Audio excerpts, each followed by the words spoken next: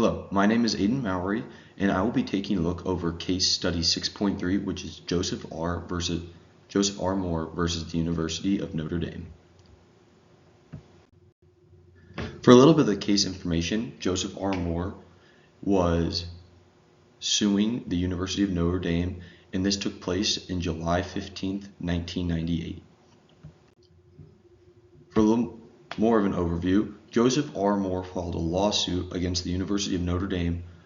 The allegations that he was claiming was age discrimination, retaliation, and defamation. Only the age discrimination claim proceeded to the trial, though. So the plaintiff, Joseph R. Moore, was a former Notre Dame football coach, and the defendant was the University of Notre Dame. The legal claims was that age discrimination violation of the Age Discrimination in Employment Act, which is the ADEA, and then retaliation and defamation, but those were dismissed before the trial actually started. The claims that went to trial were focused on the age discrimination, and the case went to trial alone on that account. Moore accused of retaliation and defamation, but neither went to trial. So this went from multiple accounts being brought to attention, but only one actually went to the trial, which I find very interesting, that either Moore didn't have enough evidence for the retaliation and defamation, or they really wanted to focus on the age discrimination because they believed they could win that. So the trial overview, the trial was held in Lafayette from July 9th to July 15th, 1998. So it was actually only a 6-day trial, which when looking at the kinds of cases, it's very interesting that it only lasted 6 days because sometimes they can take much longer. But the jury found Notre Dame in violation of the ADEA. The jury's verdict was that the back pay to Moore was going to be $42,935, which is, to me, quite a lot of money. And then there was liquidation damages. And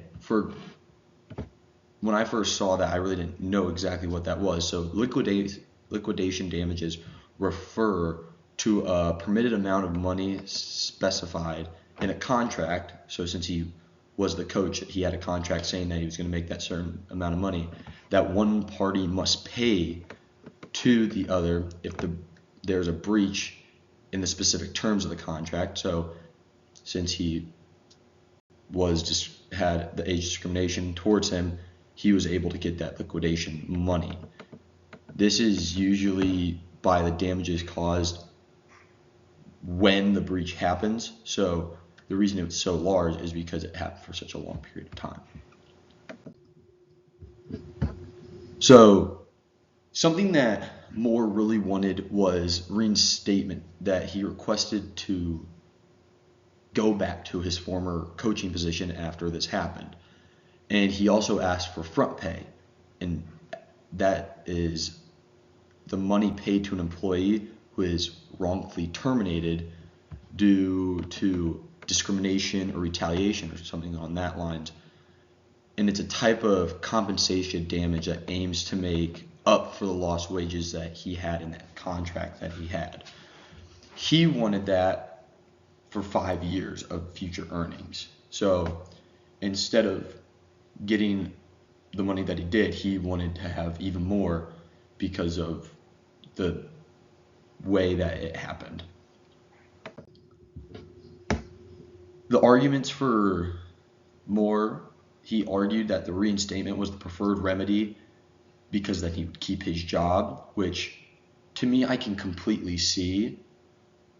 But if the age discrimination did happen, then in my mind it asks the question of, well, why would you exactly want to go back to that same employer if you had that discrimination towards you? And the claimed inability to find a comparable employment, so he was saying he wasn't going to be able to find a good enough job compared to being a football coach at Notre Dame, which is a very nice job. and then he sought the front pay to cover the financial losses until he retires. So he wanted that money to be able to be there, which in turn, it seems very smart for him because he's going to have a lot of money that he's going to be able to like have with him. So if he needs it when he retires, then he is well set off. But on Notre Dame's side, they claim that Moore received full compensation via the jury reward, so the money that we saw earlier, and then that reinstatement would cause lots of friction, which I can believe because you just claimed that someone had age discrimination, they were found guilty, they probably aren't exactly going to want you back as a football coach in this example. So on Notre Dame's side, I can really understand where since they were accused and found guilty, you're not going to bring that person back who claimed that against you. And then they argue that Moore failed to mitigate the damages effectively. So when it came to the court analysis on the reinstatement, it was not found appropriate by the court.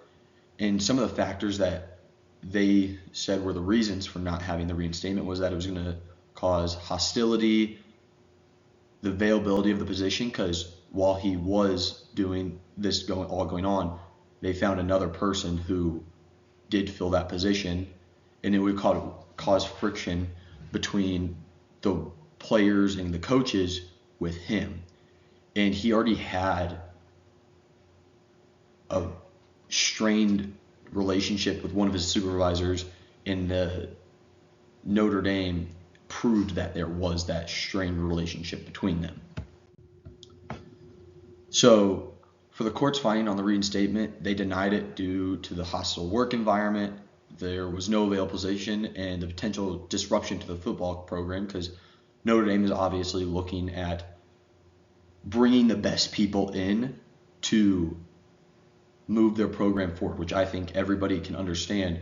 If we're having a program that's costing millions of dollars, we want to bring in the best of the best. We want to have a seamless transition between one person to another, and really want to focus on making sure everything goes smooth.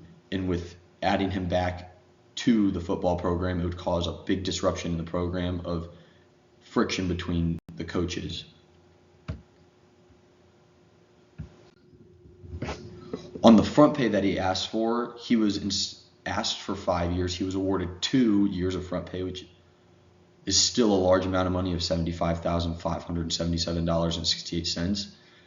The factors when they were deciding about the front pay were Moore's employment prospects. Does he have a lot of them? Which, if he's a football coach, and if he did a good job, he should have had lots of opportunities. The loss of benefits, and was there a reasonable effort to mitigate the damages that happened? The final judgment was that there was a payback of $42,935.28. There was liquidation damage of $42,935.28.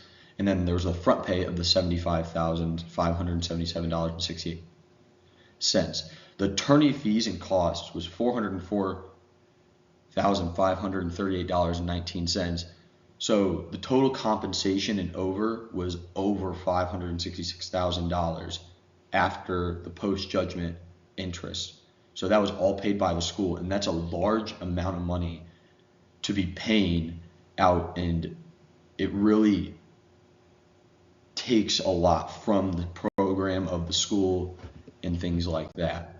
So as an athletic and activity administrator, it really focuses on the importance of clear employment practices. Are they doing the right things? Making sure there's non-discrimination when doing the termination process, that documentation is supported by the employment decision, and awareness of the ADEA compliance and potential legal repercussions that could happen. So that's something that they really are focusing now at Notre Dame to make sure they are applying under those. And that's something that when going forward, I will be making sure I look a lot closer into to make sure I'm following all the right precautions and guidelines. Thank you.